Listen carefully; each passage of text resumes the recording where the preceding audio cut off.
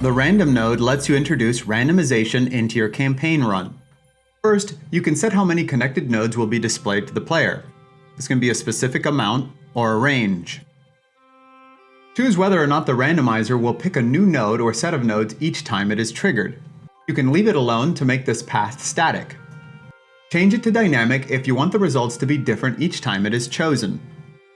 The last option here, dynamic even when not executed, makes it so that the option presented by this branch is always different, even if not chosen.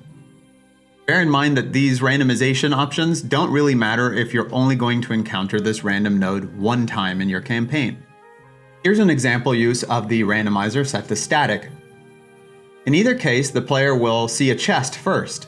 When they decide to click on that chest, the randomizer will pick whether they receive loot or whether they have to face a mimic.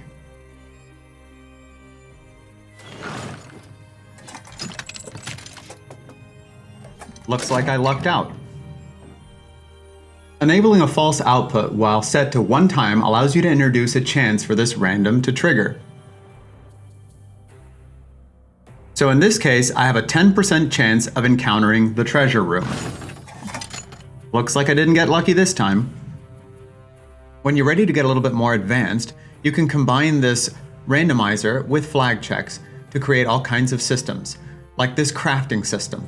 So let's walk through this. You can get more information about the flag check nodes from their own video, but here I've just set them to consume value if true, and I've disabled the false output. Notice that I have it set to dynamic.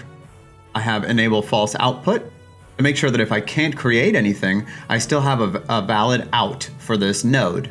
If I didn't have this out and I reached this crafting system and I didn't have any of the materials, then the game would just simply end because it couldn't find a path to go forward. So it's very important to create a path out for this node. The next thing that you'll notice is that I'm choosing 4 here, which is equal to the amount of choices that I actually have.